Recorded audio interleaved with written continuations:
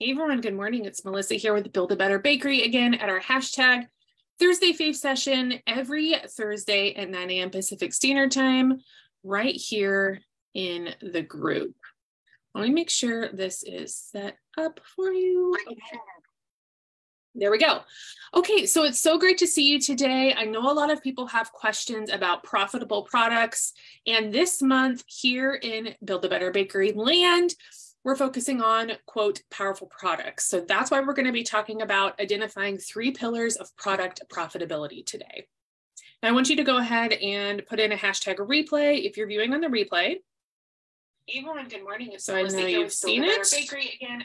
There we go. Now I have the comments open so I can see, doing the whole Zoom Facebook shuffle for you today. If we've never met before, I'm Melissa Fryer. I am the owner and founder, CEO at Build a Better Bakery. I'm one of the main mentors there in our team. And if you're interested in finding more joy, less overwhelm while you're starting and growing your business, we should hang out more. Basically, you can see me here. I have a website. I have this group. I have a YouTube, all the good stuff. So you can find me around.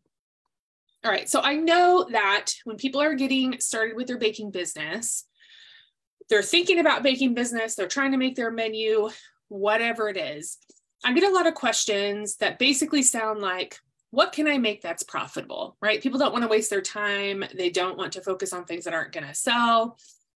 Now, the selling of a product is a different topic, but knowing if a product will be profitable, there are 3 things that I want to talk about today to point out so that you can kind of understand that before going through all of the work of completely pricing it out, making it, etc.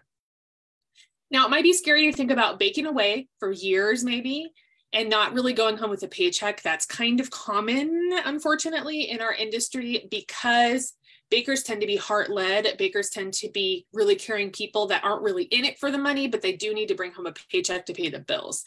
So they're kind of in a one of those, scales of like, I really love to do this, but I also need to make money. So how can I make this work? And it happens to too many of us, and it's not necessary. We can get out of that rut. So let's talk about spotting a profitable product. I do want to note before we get into this that you're going to hear me mentioning profitable pricing or professional pricing because it's tightly linked to what's going to happen once you actually start making the products and selling them. So if you aren't pricing appropriately, you're not going to be profitable even if you follow these 3 steps or these 3 pillars. At the end of the day, if you're not bringing in enough money for that item to pay the bills, then profitability isn't going to be there. So at the very end of the video, I want to mention something new that I put together. I've been asked to help people with pricing more thoroughly. So I made a bundle that I want to tell you about. If you don't want it, cool. If you like it, cool. Either way, I'll let you know what that's about at the end, just so that you know it's there. Okay, go ahead and throw up your hashtag live if you're here live. If you want to stay in the know about these, you can check the events in the group. I post a couple days before what we're going to talk about. You can send me a friend request to Melissa Fryer here on the Facebook platform. I can accept it and then send invites automatically when the events are made. You can hang out in the email list or on YouTube for replay access, although I don't always put those every video up there. So if you want everything live, come to the group at 9 a.m. Pacific Standard Time on Thursdays. Alrighty, let's get into this. So number 1, we're just going to talk about a price threshold test. Now, this doesn't mean that you need to completely price the product out. What I want you to do is kind of rough out the cost of making the item. So essentially your materials cost. Now, a lot of times we hear in this old adage in the industry, materials times 3. Kind of knock that out of your brain because it's likely not going to be profitable for you for various reasons. Again, pricing is not the main topic of this, but likely it's not gonna fill the bank, pay the bills, etc. So what I want you to do instead is I want you to change that to materials times 5. Now, I don't want you to charge that. I want you to actually price it according to the numbers that you have in your pricing formula, which we'll talk about later. But what I want you to do is think of materials times 5. Find that number. If you feel like you can't or don't want to charge that much for the product, If you feel like your community won't support it, I will also say, if you've never tried, you don't know. Sometimes people will pay more than you think. Sometimes we are our own worst enemy and we downplay our worth. That happens a lot. So give it a shot. Okay. Those higher prices, give it a shot. But I want you to use materials times 5 to see if you're over that price threshold of where, man, no one is going to pay that much for that thing. I don't think it's worth that, etc. Because if you can't, if you feel like that's not going to work, likely it will not be profitable. Because if it, let's say it is materials times 3, like I said, that leaves a lot of people without a paycheck to go home. And there's reasons for that. So change that to 5, look at the numbers, get that rough materials cost times 5 and just see, is that something that you can live with, something that's doable, so that when you actually do your real profitable pricing, it's going to be closer to that number. Okay. Again, numbers are numbers. It's not always perfect, but that's what I've come to understand in my own pricing, what's working. Okay. So again, if you're doing materials times 3, just bump that to 5. The reason it doesn't work for pricing, I just want to put this out there, it seems easy. Okay. It's because it is easy, but it's not right. So it literally means nothing when it comes to your bills. We all have different bills. Some of us pay $3,000 in rent a month for our space, and some people don't. Some people have huge labor costs and some people don't. Some people have huge, building code taxes and things that are happening with their bills that we don't deal with. All right. So that's why materials times 3 doesn't work, because materials isn't connected to those other things, right? Does that make sense? Okay. And I just want to give a quick example of this. So let's say it cost me 60 cents in materials to make like an oversized Rice Krispie treat. People love these here. I make them all the time. Really big, like 4x4 Rice Krispie treat. Now I would take that times 5.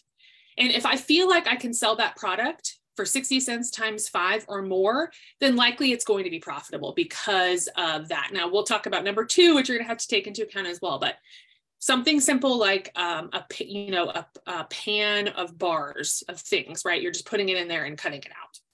So that's a good thing to look at.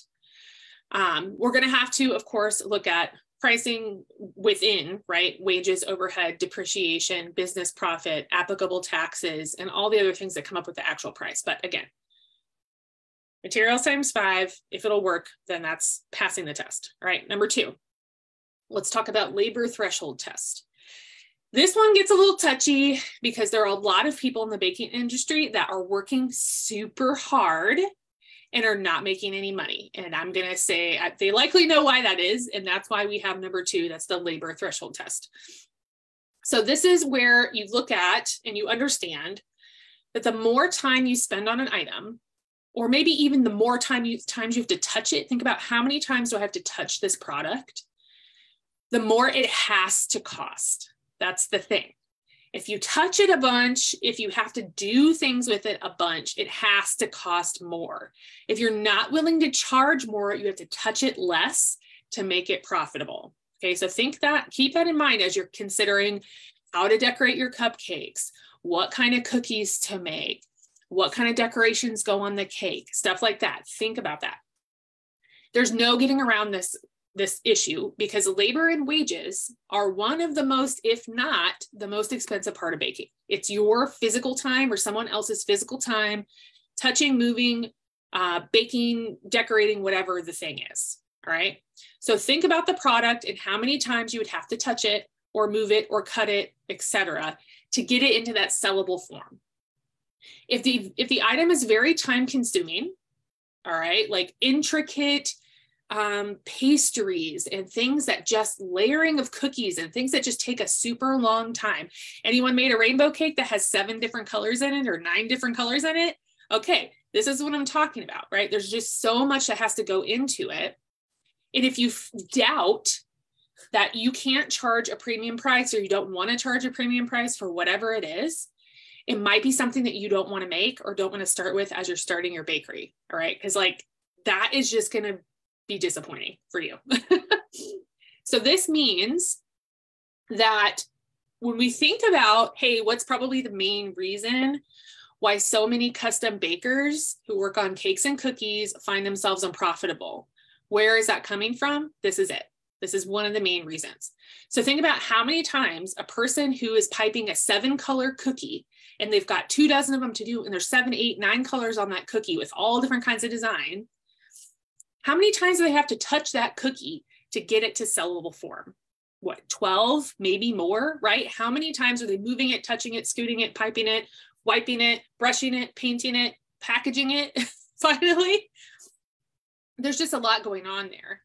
Versus someone who's baking a deep dish cookie, all right? Big old deep dish cookie, lots of materials, but very little time. So that's where that scale comes in. Easily, those huge deep dish cookies or bigger ones, $4 to $5, easy, right? I could sell those here, and I live in a tiny community. $4 to $5, depending on size and weight, boom, there you go. Mix it, scoop it, bake it, package it, and you're done. And then we have these amazing cookie designers who are selling their same cookie that they're spending 15, 20, 30 minutes on each cookie, and they're selling it for the same price. So that's the disparity. That's where a lot of it's coming from. So there's your labor time threshold test, okay?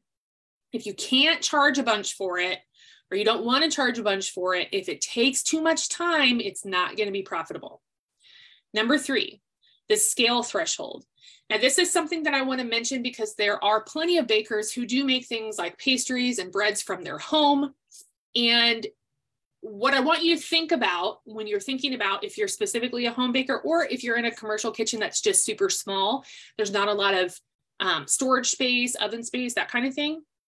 I want you to check how quickly and how much of that item that you can make before considering making it something that you want to be a big profitable product in your business. If it is something that takes up a lot of room on the shelf or in the oven, those two places, or if it takes a lot of downtime to create it, as in you have to do like sourdough, you have to do a step and then let it sit, and you have to do a step and let it sit. There's all this like movement in your workspace, but nothing's actually moving through, right? You're not actually producing it yet. It's taking a lot of time that you're having to store it, but it's not actually ready. So, you know, are you charging for that time in the product? No, because you can leave, right? You don't have to stay in the bakery and wait for it to rise. Hopefully, you can do other things. But what you want is you want to look at, if that has to happen, how much can I actually scale this? You know, how fast can I do this? How many baskets would I need? How many shelves would I need? All of those questions. It just might not end up being profitable if you can't scale it and do a bunch at one time to really ramp up the money that you're bringing in for your time. If that makes sense. So the faster and the more you can push out a product and charge that price that's built on your pricing formula, if you can do it faster, you'll make more money, right? Because they're paying you for the time, but you're actually saving time because you're baking faster or doing you're scaling that process. So again, that example I was going to mention is when home bakers are trying to make things like sourdough bread. It just takes a lot of space and time. And storing it can be a pain even after it's made, but also when it's rising, having to sell it right away, right? It can't be more than a couple days old. And so these are just hindrances to scaling a product like that type of item, okay? So just keep that in mind as you're thinking. So if you know that you cannot make it in bulk, if someone said, I'm going to order 100 of those from you next week, if you knew that that's not going to work, don't start with that item, maybe add it later. Don't start there because that's not going to build the profitability quickly. And so just kind of think about, do I even want that to be a part of what I'm doing? Or can it just be something I do sometimes for fun because I like it, but it's not going to pay the bills. It's not going to be the bread and butter for the business. That's it. So we have price threshold test. If you can't sell it for materials, a rough estimate of materials times 5, it likely won't pan out to be profitable when you do your full scale pricing. 2, labor threshold test. If you have to touch it a lot or it takes a ton of time for you to get it to a sellable state, you either are going to charge premium prices for it or it's not going to be profitable. It has to, the amount of time in price has to go together. Okay. And then number 3, the scale threshold. So if you cannot make a bunch of it at one time, it likely will have a harder time being profitable because you cannot make very much at once. And you have to switch back and forth, switch the gears in the kitchen, et cetera. So that can cause issues. So don't rely on an unscalable product at the moment. Try to pick a product that can be scalable first, a couple of those to get the profits in, and then focus on things that are harder to scale later if you still want to bring it into your business. All right, so as I mentioned earlier, having professional pricing knowledge in your pocket is one of the real keys to financial success as a baker, right? That's how it works. If you don't understand the numbers and the numbers aren't adding up, and one, you just ignore it, you think whatever, it'll work out. It won't likely. Almost everyone undercharges if they don't know the numbers. It's part of it. I think it's kind of, like I said, I think it's kind of the personality of bakers. It's the industry. We feel like we're competing with retail bakeries, but we're really not, because we're doing something artisan. So just getting into a different mindset, seeing the numbers in person, understanding a simple formula of how you can quickly price products, all of that is going to make you feel a lot better about, one, what you're doing and what you're charging, because you understand the numbers. So you can't really move on thinking it's going to work out, because it's going to disappoint you. It won't work out. And I know that because it happened to me. And it happens to a lot of people that I work with who come to me for help because they don't want to experience that again. It happens to a lot of us. So I'm telling you today that I don't want you to waste years, a whole year, multiple years baking just so that you can do your taxes and realize you barely broke even. It's devastating. Like I years ago when that happened to me, I made $14. Okay.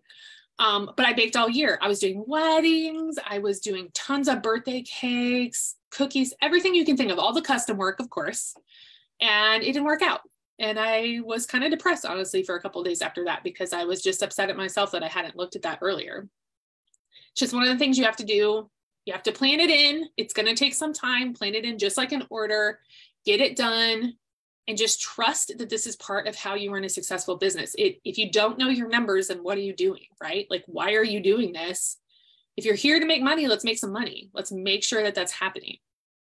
So what I did is I put together a pricing bundle that some of you might be interested in, depending on what season you're in with your business. Some people are ready to get in there and get this done. Some people aren't ready yet, but want to later. Totally up to you. It not only includes multiple one-on-one sessions with me, we meet together, we comb through your numbers, we get to the bottom of what needs to shift around to get you into the profitable zone, right? Usually it's a couple shifts and then you're there. So we get to figure out where are those pieces and how to put them in. It also boasts long-term supportive systems, because you're going to need those. So you get 6 months inside of our group coaching program. You can start that 6 months at any time. I would suggest when we start our sessions together, but if you want to start later, that's okay too. 6 months of inside of that program is included. And there's other coaches in there too who can help with other things, including pricing. So we're all going to kind of like hit a bunch of different buttons for you in there.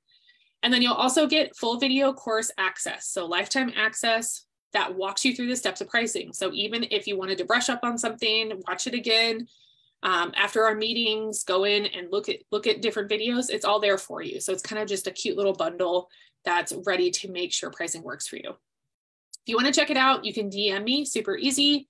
You can comment here with pricing bundle. I'll just send you the link over. It's on the website, but I can send you the direct link so you don't have to actually go look for it.